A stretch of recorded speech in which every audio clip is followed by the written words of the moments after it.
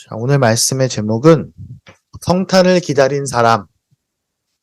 우리 예전에 우리 크리스마스 시즌이 되면 그 시즌에 맞는 설교를 했었어요. 그래서 예전에 뭐 요셉이 뭐 전한 성탄, 뭐 동방박사가 전한 성탄 이런 시리즈를 했었는데 우리 올해는 성탄을 기다린 사람 안 다뤘던 사람들 몇 명을 하려고 합니다. 그 첫 번째가 시므온입니다. 어제 새벽이죠? 어제 새벽. 우리 예배 전에 잠깐 이야기했는데, 한국 월드컵 16강이 결정됐습니다. 근데 이제, 물론 축구 별로 안 좋아하는 분들은 저게 뭐 하는 건가, 왜 저기서 저러나, 이해 못 하는 분도 있긴 하겠지만, 뭐 자세한 이야기를 하기는 또 복잡하긴 합니다. 근데 이제 한국이 그 총 32개 나라 중에서 16개 나라가 올라가는 이 확률을 뭐 다 저마다 점쳤을 거 아니에요? 몇 퍼센트다, 몇 퍼센트다. 그래서 제가 봤던 기사는 뭐 12분의 1이다. 그러면은 한 8.3% 됩니다. 어디는 제일 낮게 본 데는 6%까지 얘기하더라고요. 그러니까 그만큼 한국이 16강에 올라가는 게 어렵다는 거예요. 전 세계에서 16개 나라로 가는 거니까. 예. 근데 정말 드라마처럼 16강에 올라갔습니다. 예, 누구 말 따라 저렇게 영화를 만들어도 감독이랑 작가가 욕을 먹는다고 너무 자기적으로 너무 말도 안 되게 저렇게 해놓으면은 사람들이 믿겠냐 이렇게 한다는 거죠. 하지만 다들 기뻐했을 거라 생각합니다. 제가 끝나고 뭘 봤냐면 2002 월드컵 멤버들이 모여서 그 축구를 보는 장면을 이렇게 영상으로 올려놨더라고요. 또 그 사람들은 얼마나 또 기뻐하는지 모릅니다. 모두가 다 그 경기를 기다리면서 기대를 해왔습니다. 나름대로 예상을 했어요. 몇 대 몇으로 이길 거야. 또 어디가 올라가겠지. 왜냐면 처음에 32강이 딱 짜지면 이렇게 많은 전 세계 축구를 사랑하는 사람들이 어느 팀이 올라갈 거라고 다들 저마다 한마디씩 하죠. 네.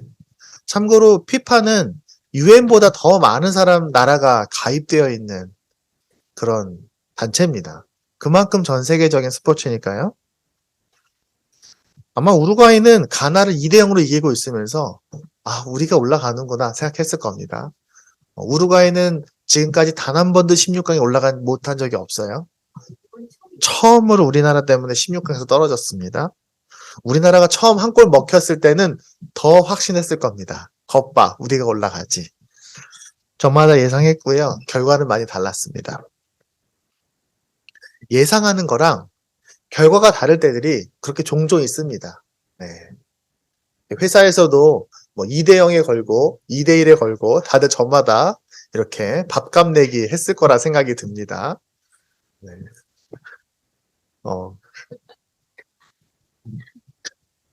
2000년 전에도 있었을 겁니다. 예수님이 오시기 전에 예수님이 오시는 것을 기다리면서 저마다 나름 예상하는 사람도 있었을 거예요. 메시아가 올 거야. 그가 오면 싹 다 바뀌겠지? 근데 그는 이런 사람일 거야. 이런 일이 벌어질 거야 라고 저마다 생각했습니다. 나름대로 자기의 생각에 따라서. 왜냐하면 당시에 이스라엘 사람들은요, 오랫동안 여러 나라의, 여러 강대국의 식민 통치를 받았어요. 그게 너무너무 괴로웠습니다. 유대인들은 역사상 가장 식민 통치를 받을 때 가장 극렬하게 저항했던 나라 중에 하나입니다. 로마 역사를 쭉 훑어보잖아요. 그러면은 로마를 가장 괴롭혔던 민족 중에 하나로 유대인들을 뽑습니다. 그래서 그들은 이스라엘을 이젠 로마로부터 벗어나서 위대한 나라로 만들어줄 다윗 같은 영웅이 나올 거다. 그게 바로 메시아야라고 생각했었습니다. 그들은 나름 각자 메시아의 의미에 대해 자기가 기대하는 바가 있었고요. 그 기대를 따라서 살았을 겁니다. 왜냐하면 예상하면 그 예상에 맞게 살아야 되니까요. 근데 오늘 본문에 나오는 사람은 시므온입니다. 시므온은 조금 특별한 사람이에요. 그는 성전에서 아기 예수를 만난 첫 번째 사람입니다. 그리고 예수님을 만나서 기도를 했던 첫 번째 사람입니다. 정말 특별하겠죠? 오늘 그 본문입니다.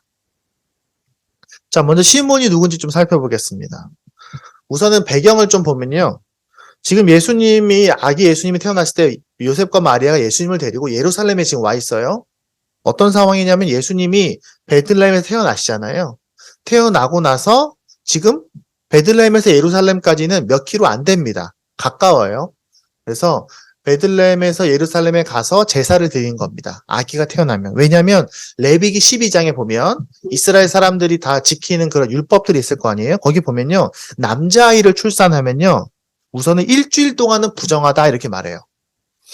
물론 구약성에서 부정하다는 말을 무조건 나쁜 의미로만 쓰면 안 되는 게, 부정하다는 것은 격리되어서 서로 조심해야 되는 그런 의미도 있습니다. 그러니까 사실 구약에 있는 수많은 규정들은 꼭 종교적인 것만 있는 것이 아니라 윤리적인 것도 있고, 그 다음에 사회보호적인 차원도 있고, 복지도 있고, 보건도 있습니다. 그래서 여자는 아이를 낳으면 일주일 동안 격리됩니다. 보호되는 거죠.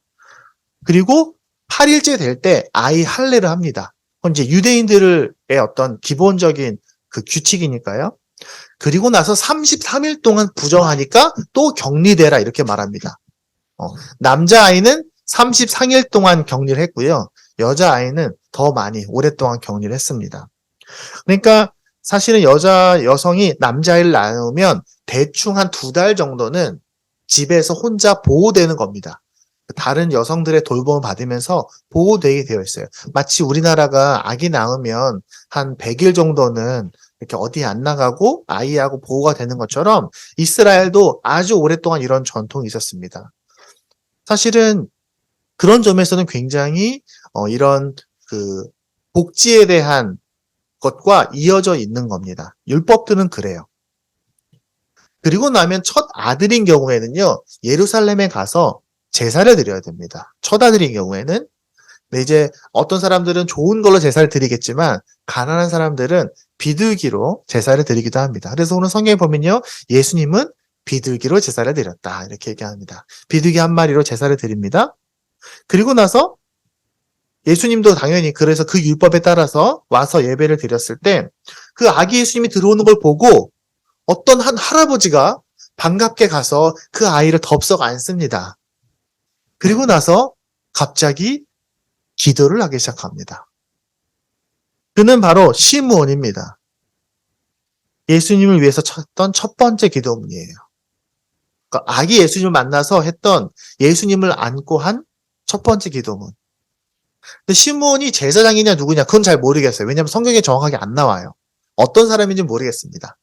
뭐 선지자였는지 아니면 제사장 중에 한 명이었는지는 잘 모릅니다. 성경은 근데 그를 이렇게 표현합니다. 그는 되게 의롭고 경건한 자다. 굉장히 신앙이 좋았던 것 같습니다. 근데 그가 어느 순간 계시를 통해서 기도하다가 그 어떤 특별한 메시지를 들은 것 같아요. 마치 이제 요셉하고 마리아에게 천사가 갔던 것처럼 이 시므온이라는 할아버지에게도 하나님이 특별히 계시를 했어요. 뭐라고 얘기하냐면, 시므온아, 너가 죽기 전에 메시아를 만날 거야 라는 계시를 받습니다. 그러니까 시므온은 항상 기다리고 있었던 겁니다. 예루살렘에서. 그런데 그가 아기 한 명이 딱 들어오는데 딱 알아차린 겁니다. 뭔가 느낌이 왔나 보죠. 그러니까 그는 달려가서 그 아이를 안고 기도를 합니다. 오늘 본문 읽었던 말씀은 바로 그 내용입니다. 제가 아까 얘기했던 것처럼 문제는, 제가 아까 그 유대인들에게 메시아에 대한 자기들의 생각이 있었다고 했잖아요. 근데 그들에게는 메시아에 대한 3가지 착각이 있었습니다. 첫 번째 착각은 뭐냐면, 메시아가 정치적이고 현실적이고 물질적인 뭔가를 줄 거라. 옛날 다윗처럼 진짜 영웅적인 왕이 나타나서 우리를 로마로부터 독립시켜주고, 로마 제국 저렇게 제국으로서 다른 나라들 통치하는 것처럼 우리가 그렇게 될 거야 라는 기대감이 있었던 거죠. 첫 번째. 두 번째는요, 그런 메시아가 왔을 때 기다릴 때 우리는 뭘 해야 되냐? 우리는 율법을 잘 지키면 된다고 생각했어요. 율법을 잘 지키면 우리랑 그 메시아랑 이어져 있는 거야 라고 생각했습니다. 규칙을 잘 지키면. 또 세 번째는, 결국에는 메시아는 유대인만 성공하게 하는 존재, 유대인만이 승리하게 하는 존재라고 생각했던 겁니다. 그런데 오늘 본문에 보면요, 시므온은 좀 특별한 기도를 합니다. 근데 사실 오늘날 우리에게도 그런 착각을 할 수 있습니다. 오늘날 이 땅에는 그리스도인들도 그런 착각을 할 수 있어요. 예수님이 믿는 사람들, 교회 다니는 사람들, 예수님 믿는 사람들만을 위한 분이라고 착각할 수 있어요. 그것만 생각할 수 있어요. 또 우리가 뭔가 규칙을 잘 지키면, 종교적 행위를 잘하면 그분과 이어져 있다고 착각할 수 있어요. 중요하지만 또 마지막으로 우리가 신앙생활을 잘하면 뭔가 세상적인 복을 많이 받을 수 있지 않을까라는 착각을 할 수 있어요. 마치 2000년 전 꽤 많은 유대인들이 메시아를 오해했던 것처럼 어쩌면 오늘날 우리도 예수 그리스도, 성탄에 오실 그 예수 그리스도를 오해하는 부분이 좀 있을 수 있습니다. 오늘 신문의 기도는 그 부분을 우리에게 조정해 줍니다. 첫 번째는 메시아가 온 세상을 위한 존재라는 겁니다. 이게 왜 중요한가? 말씀 함께 읽어보겠습니다. 내 눈이, 이렇게 시몬이 기도합니다. 내 눈이 주의 구원을 보았사오니 이는 만민 앞에 예비하신 것이요 이방을 비추는 빛이요 주의 백성 이스라엘의 영광이니이다 하니. 여기서 내 눈이 주의 구원을 보았는데 그가 만민 앞에 비친 예비한 거다. 그리고 이방을 비추는 빛이다. 근데 우리가 아는 것처럼 이 단어가 원래는 무슨 단어입니까? 헬라어 성경입니다. 헬라어로 되어 있는 성경을 라틴어로 번역을 하고 영어로 번역을 하고 중국어로 번역을 하고 한국말로 번역이 된 거예요. 그래서 원래 이 단어가 무슨 뜻인지 우리가 알 필요가 있어요. 가끔은 조금 애매하게 번역된 것들이 좀 있거든요. 근데 여기서 말하는 만민, 이방, 이 단어는 이 이스라엘 밖에 다른 세상을 얘기하는 게 아니라 그 헬라어로 에스노스라는 단어를 씁니다. 이 단어는 모든 민족이라는 뜻이에요. 예전에 제가 셰퍼드 라이프 공부하면서 잠깐 얘기했었습니다. 다시 말하면 예수님은 누구 앞에 예비한 거냐? 에스노스, 모든 민족을 위해서 예비하신 분이야. 또 여기서 이방이라는 단어 똑같은 단어예요. 에스노스, 모든 민족을 비추는 빛이야. 그래서 주의 백성 이스라엘에게 영광이야. 이 말씀을 어떤 사람은 어떻게 오해하냐? 자, 예수님은 온 세상을 비추는 빛인데 온 세상 앞에 예비한 거야. 그러니까 이스라엘이 빛이 나서 이스라엘이 영광을 받아서 이스라엘이 로마처럼 페르시아처럼 아주 위대한 나라가 되어서 다른 나라들을 다 다스리는 위대한 나라를 만들어줄 뿐이다라고 오해하는 사람들이 있습니다. 그런데 그런 말씀이 아니에요. 이 본문은 예수님이 온 세상을 위해 오셨어라는 말입니다. 참고로 마태복음 28장, 예수님 마태복음 제일 끝에 있는 제일 마지막 말씀이 뭡니까? 이런 말씀입니다. 예수님께서 마지막 제자들에게 이렇게 말씀하십니다. 예수께서 나와 말씀하여 이르시되 하늘과 땅의 모든 권세를 내게 주셨으니 즉 이 세상의 모든 권세가 내 손에 있다. 그러므로 너희는 가서 모든 민족을 제자로 삼아서 아버지와 아들과 성령의 이름으로 침례를 베풀어라 이렇게 말합니다. 여기서 너희는 모든 민족, 여기서 모든 민족이 헬라어로 뭘까요? 그럼 아까랑 똑같은 말로 에스노스입니다. 다시 말하면 예수님이 처음 태어났을 때 그 아기를 만나면서 시몬이 했던 고백은 이 아이는 모든 민족을 위해서 오신 분입니다 라고 고백한 거고, 예수님 역시 십자가 못 박히시고 부활하시고 다시 승천하시기 전에 제자들에게 하신 마지막 명령으로는 너희는 이제 모든 민족으로 제자를 삼아라 이렇게 말씀하신 겁니다. 정리하면 유대인들은 예수님이 우리만을 위한 존재라고 생각했지만 예수님은 사실 모든 민족을 위한 존재라는 겁니다. 이게 왜 중요할까요? 이게 왜 우리에게 특별합니까? 우리는 가끔 예수님을 교회 다니는 사람들만을 위한 존재라고, 그러니까 여러분이 예수님을 은혜를 받기 위해서는요 교회가 교인이 돼야 돼요, 우리만을 위한 분이에요 라고 오해할 수 있어요. 그게 차이가 있어요. 왜냐면요 하나님은요 온 우주를 다스리는 분이시거든요. 예수님은요 온 세상을 새롭게 하기 위해 오신 분이십니다. 모든 영혼의 주인이에요. 우리가 우리만의 신앙, 우리만의 복, 우리만의 종교라고 생각하면 그건 예수님의 의미를 축소하는 겁니다. 우리가 그렇게 오해할 수 있어요. 우리 오늘 아이들을 예배 때 설교 때 똑같은 얘기 했습니다. 얘들아 너희들 기도할 때 1등 하게 해주세요. 저만 사랑하게 받게 해주세요. 무조건 우리 팀이 우승하게 해주세요. 물론 이런 기도 할 수도 있긴 하지만 사실은 하나님 열심히 공부할 테니까 저에게 힘을 주세요. 우리 모두 기쁘고 즐겁고 건강하고 안전하게 이 스포츠를 하게 해주세요. 그리고 후회함이 없게 해주세요. 친구들과 서로 사랑하는, 서로 배려하고 축복하는 관계가 되게 해주세요. 즉, 나만의 하나님이 아니라 우리의 하나님을 기억해야 돼라는 얘기를 했었습니다. 비슷해요. 우리가 기도 제목이 생겼을 때 우리는 가끔 내 중심의 기도를 합니다. 하나님 나에게 이런 이익을 주세요. 시험에 합격하게 해주세요. 우리 많이 얘기하잖아요. 우리나라와 브라질이 앞으로 이제 16강에서 만날 텐데 브라질에도 기독교인이 굉장히 많습니다.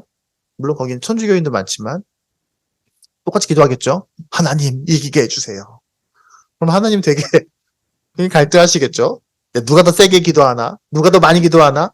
누가 더 오래 기도하나 보자. 여기는 너희는 100명이 모였구나. 여기 1000명이 모였구나. 그럼 이쪽에 좀 더 힘을 실어줄까? 네, 그건 쉽지 않겠죠. 우리가 그럼 어떻게 기도해야 됩니까? 우리가 기도할 때 물론 사실 우리가 기도할 때는요. 진심으로 기도할 필요 있어요. 가식적으로 가짜로 기도할 필요는 없어요. 예수님도 그런 기도 하셨어요. 예수님도 하나님 혹시 괜찮다면 저 이거 십자가 안 지면 안 될까요? 라고 기도하셨어요. 예수님은 진심으로 기도하셨어요. 하지만 예수님의 기도는 거기서 끝나지 않았잖아요. 예수님은 그런데 하나님 제가 하나님께 순종하게 해주십시오라고 그의 기도가 끝났습니다. 잘 아는 것처럼. 우리도 마찬가지입니다. 하나님 우리가 문제가 생겼을 때, 우리 삶에 어려움이 왔을 때 하나님 이거 빨리 해결해 주세요라고 기도할 수 있죠. 당연히 기도해야 됩니다. 하나님 그 기도를 기다리세요. 하지만 점점 기도는 어떻게 가야 됩니까? 이 문제에 대해서 하나님이 어떻게 생각하시는지, 이 문제들에 대해서 하나님의 뜻을 묻고 내가 속해 있는 이 세상에 하나님의 나라와 통치가 임한다면 어떻게 바꾸기 원하시는지를 질문하는 기도로 나아가야 합니다. 왜냐하면 하나님은 나만을 위한, 우리 교회 다니는 사람들만을 위한 하나님이 아니라 온 세상을 새롭게 하기 원하시는 하나님의 나라이기 때문에 그런 거예요. 우리가 좀 더 눈을 크게 할 필요가 있습니다. 하나님은요, 우리의 문제를 도와주는 수호천사나 램프의 요정이 아닙니다. 오히려 모든 문제 앞에서 우리와 함께 세상을 고치시는 분이십니다. 오늘 시몬이 고백한 성탄의 첫 번째 메시지는 예수님이 나만을 위한 그런 목적으로 오신 게 아니라 온 세상을 위해서 오셨다는 것을 기억하는 겁니다. 시몬이 예수님 보자마자 했던 얘기는 바로 그 얘기입니다. 우리가 성탄 전에 물론 우리의 즐거움과 편안함도 필요하죠. 하지만 또한 동시에 예수님이 이 땅에 오셨다는 건 우리뿐만 아니라 이 땅의 아픔과 슬픔과 또한 여러 가지 거짓과 부정들을 회복하기 위해서 오셨다는 것을 기억하는 것, 그리고 그것을 우리 아이들과도 함께 나누는 것이 중요합니다. 두 번째는 예수님은요, 메시아는 진심을 가진 존재들과 이어져 있다는 겁니다. 아까 제가 얘기했잖아요. 유대인들은 율법, 규칙을 잘 지키면 그 오실 메시아와 내가 이어지는 거야 라고 생각했어요. 근데 말씀 읽어볼까요? 마지막 말씀입니다. 또 칼이 내 마음을 찌르듯 하리니 이는 여러 사람의 마음의 생각을 드러내려 함이니라 하더라. 사실 이 말씀을 다른 번역으로 다 보면은 약간 포인트가 다 달라요. 다양해요. 하지만 큰 맥락상은 이렇습니다. 자, 구약 성경 한번 생각해 봅시다. 우리가 이제 신약하고 구약을 잘 알잖아요. 구약 성경은 어떤 책인가라고 말해보면요. 이렇게 대충 읽어만 보면, 그리고 우리가 특히 구약에서 많이 읽는 부분들을 생각해보면 구약은요. 율법의 책이긴 합니다. 1차적으로는. 왜냐면 모세오경이라고 많이 얘기하니까. 그래서 해야 할 것과 하지 말아야 될 것들이 가득히 있는 책이다라고 생각해요. 물론 사실 구약 성경에는요. 그 외의 구절들이 훨씬 많은데 워낙 이거 해라, 이거 하지 마라가 우리에게 기억에 나기가 좋으니까 우리는 그게 많다고 생각해요. 하지만 그거 아닌 내용들이 훨씬 많아요, 사실은요. 근데 그냥 겉으로 대충 보면요. 구약 성경은 종교적 행위에 대한 이거 해라, 이거 하지 말아야 되는 책인 것처럼 보여요. 예배를 규칙에 따라 잘 지켰냐? 안식일의 규정들을 잘 지켰냐? 그래서 예수님 그 사역하실 때 바리새인들이 계속 예수님한테 딴지 걸면서 뭐라고 하냐면 너 왜 안식일에 이거 하면 안 되는데 이거 해야 되는데 왜 안 해? 너 왜 손 안 씻어? 너 왜 안식일 날 밀 이삭 따먹어? 하면서 계속해서 예수님한테 딴지를 걸었던 거예요. 왜 규칙 안 지키냐고. 하지만 누가 구약의 핵심이 뭡니까? 라고 물어보면 우리 예수님의 말씀을 깨닫게 될 겁니다. 예수님이 뭐라고 그랬죠? 예수님, 구약 성경에서 핵심이 뭔가요? 구약 성경의 핵심? 당연히 하나님 사랑, 이웃 사랑이지. 여러분, 이스라엘이 제가 전에도 얘기했던 것처럼 이스라엘이 하나님께 버려지는 순간이 있어요. 이스라엘이 하나님에게 통치를 못 받고 깨어지는 순간이 와요. 그 이유가 있습니다. 규칙을 잘 안 지켜서일까요? 아닙니다. 안식일 규칙을 잘 안 지켜서 이스라엘 사람들이 혼나지 않아요. 하나님의 이스라엘을 포기하고 결국 버려져서 나라가 망하고 끌려가는 이유는요, 두 가지입니다. 우상숭배와 가난하고 약한 사람들을 압제할 때, 하나님을 향한 진심의 존경이 사라질 때, 약한 사람들에 대한 존중과 배려가 사라질 때, 그때에 하나님은 이스라엘을 포기하십니다. 물론 성경은요, 보이는 것과 보이지 않는 것을 다 중요하게 말해요. 왜냐하면 하나님을 향한 그 진심의 사랑은 보이는 그 율법과 규칙들에 담겨 있으니까. 우리도 그렇잖아요. 우리가 부모님께 존경을 한다는 얘기는 예절을 잘 지키는 것이 중요하다 이렇게 얘기하잖아요. 아무리 우리가 어르신을 존경한다고 말하는데 반말로 말하고 인사도 안 하고 인상 막 쓰고 있으면 난 진심은 있어요. 하지만 저는 인상을 쓰겠어요.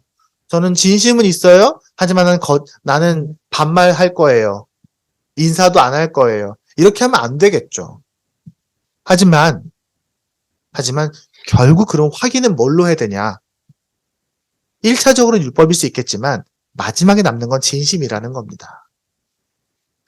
메시아와 유대인이 이어지는 거는 율법을 잘 지켰냐 안 지켰냐가 아니라 율법을 통해서 너의 진심이 전달됐느냐라는 거예요. 하지만 율법이 뭐가 좋습니까? 자랑하기가 좋아요. 야, 나는 이런 거 다 했어. 나는 매일매일 새벽 기도 나가고, 난 이렇게 많은 헌금을 했고, 난 예배를 한 번도 빠진 적이 없고, 나는 성경 필사도 엄청 많이 했고, 그럴 수 있잖아요. 자랑하기가 딱 좋아요, 율법은요. 또 남을 평가하기도 좋아요. 야, 너 왜 예배 시간에 늦어?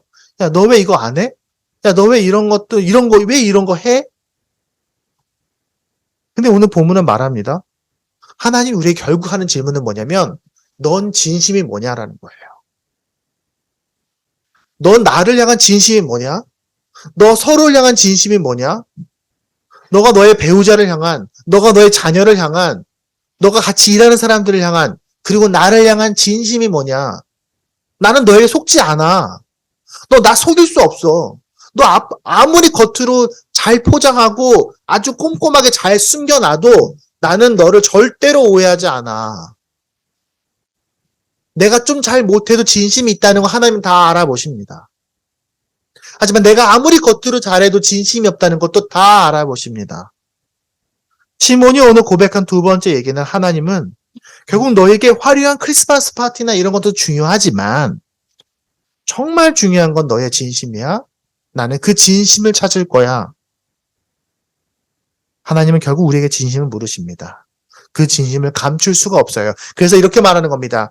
칼이 내 마음을 찔러서 다 헤집어 놓는 것처럼 네 마음에 감추어진 진짜 생각을 드러낼 거야. 그리고 너에게 진심이 있으면 나랑 이어질 거야. 그리고 시몬이 얘기했던 세 번째는 이겁니다. 메시아는 영혼을 살리는 존재다. 34절 중간에 이제 시몬이 마리아가 이렇게 아기를 안고 있으니까 마리아에게 이렇게 말합니다. 보라, 이는 이스라엘 중에 많은 사람을 패하거나 흥하게 하며 비방을 받는 표적이 되기 위하여 세움을 받았고. 근데 이제 이게 조금 낯설 수 있어요. 왜냐하면 말씀 보면 이런 내용이 있습니다. 보라, 원래 메시아가 오면요, 아까 이제 뭐라고 했죠? 유대인들을 로마로부터 압제하기 위해서 유대인들을 좋게 해준다고 생각했잖아요. 근데 말씀이 이렇게 써 있는 거예요. 이스라엘 중 많은 사람을 패하게 한다는 거예요. 아니 왜 패해요? 다윗인데. 왕이 이기면 이스라엘은 자동적으로 이기는 나라가 되는 건데 우리나라가 우승하면 우리나라 대표팀이 우승하면 한국에 있는 모든 사람들은 다 우승한 나라의 백성이 되는 거예요. 그렇겠죠. 근데 아니라는 거예요. 제가 처음에 얘기했습니다. 유대인들이 세 가지 착각을 했다고요. 첫 번째가 메시아가 유대인만 성공하게 하는 존재다. 두 번째는 보이는 행위, 율법을 통해서 이어질 거다라 착각했다고 합니다. 세 번째는 바로 이겁니다. 그가 정치적이고 현세적이고 물질적인 뭔가를 줄 거다라고 기대한 겁니다. 메시아가 오면요, 다윗처럼 로마를 물리치고 이스라엘을 부국 강성 대국으로 만들 거다라고 생각했습니다. 세상적 관점에서 잘 될 거다라고 생각한 거죠. 실제로 예수님의 제자들도 마찬가지였어요. 예수님의 제자들도 끝까지 그런 오해가 있었어요. 그래서 뭐라고 말합니까? 예수님 왕이 되면요, 저는요, 예수님 옆에서 제일 높은 자리 저 주세요. 심지어 제자들 어머니도 봅니다. 제자들 어머니가 와갖고 예수님 우리 아들 좀 잘 좀 기억해 주세요. 우리 아들이 정말 열심히 했거든요. 그러니까 예수님 왕이 되시면 우리 아들은 좀 이렇게 영의정, 우리나라 치면 좌의정 이런 거에 좀 앉혀주세요. 네, 저기 장관 자리 이런 거. 그러니까 막 제자들끼리 막 서로 싸웁니다. 야, 예수님이 왕이 되면은 야 너는 야 복지부 장관해. 야 너는 해수부 장관해. 이러면서 서로 싸우는 거 보고 예수님이 얼마나 답답해 하셨다. 성경에 써 있습니다. 근데 오늘 성경에 시몬의 비도는 이렇게 얘기합니다. 많은 사람들 패한다고. 얘들아, 너희가 다 이기는 거 아니야. 너희 중에 패하는 사람들이 있어. 그래서 그것 때문에 많은 사람들이 예수님을 미워할 거야. 비방받는 표적이 될 거야. 라고 말하는 겁니다. 왜냐하면 예수님은요, 육적인 이스라엘을 위해 오신 게 아니라 영적인 이스라엘을 위해서 오신 거기 때문에 그렇습니다. 물론 예수님은 온 세상을 위해 오시긴 하셨지만 다시 영적인 예루살렘, 영적인 이스라엘, 다시 말하면 교회를 세우기 위한 오신 것이기 때문에 그렇습니다. 그리고 그 교회를 통해서 온 세상이 하나님의 나라가 되게 하기 위해서 오신 겁니다. 물론 주님은 우리의 육체적 필요를 잘 알고 계셔요. 우리가 삶의 여러 가지 어려움들, 또 우리의 몸의 어려움들, 필요들을 알고 계십니다. 하지만 결국에는 우리의 영혼을 살리시는 거예요. 그러니까 우리의 영혼을 살려서 그 영혼이 살아나서 우리의 육적인 것도 채워지는 거예요. 영혼이 살아서 그 영혼의 힘으로 서로 기꺼이 나누고 서로를 사랑해주고 서로를 축복하면서 하나가 되는 겁니다. 물론 재물과 명예와 권력 이런 게 교회에 없는 건 아닙니다.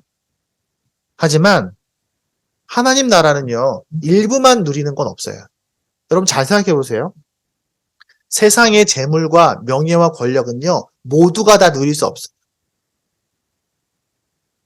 여러분 만약에 우리가 하나님한테 하나님 제가 1등 되게 해주세요 라고 말한다면 1등은 한 명이에요. 하나님 제가요, 우리나라에서 조 단위의 부자가 되게 해주세요.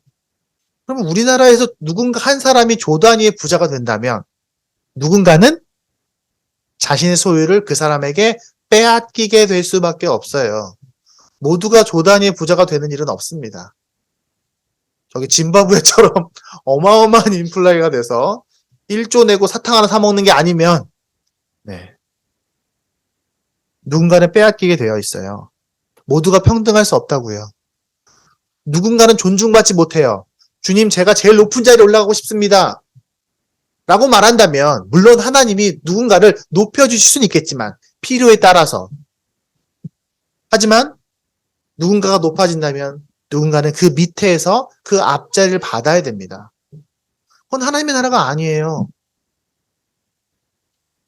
하지만 우리가 만약에 정의롭고 정당하고 정말 딱 필요한 그 돈으로 기뻐할 수 있다면, 정당하게 말아서 다른 사람들을 빼앗지 않고 얻을 수 있는 돈으로 기뻐할 수 있다면, 그리고 다른 사람들을 밟고 일어서는 그런 권력이 아니라 내게 주어진 그 역할만큼의 그 정의롭게 권위를 사용할 수 있다면 그리고 헛된 명예, 헛된 인기, 그런 거품에 기대지 않고 행복할 수 있다면 저는 그게 바로 하나님께서 우리에게 얼마든지 줄 수 있다고 생각합니다.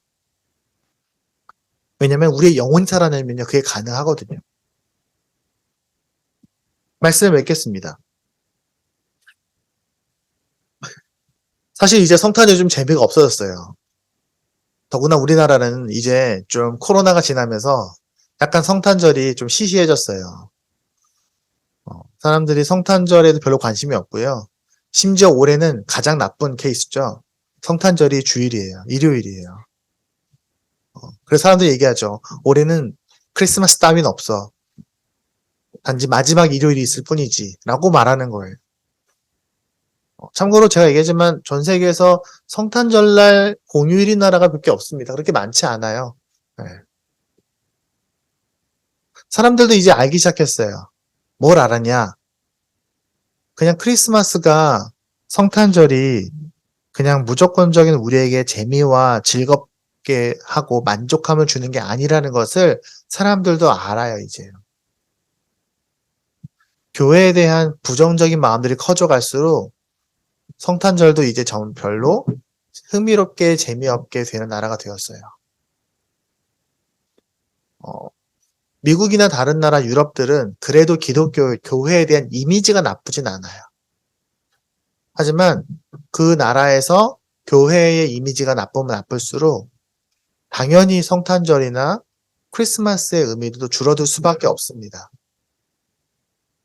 하지만 그럴수록 세상의 성탄에 대한 기대가 줄어들수록 우리에게 주어진 성탄의 의미는 더 선명해진다고 생각합니다.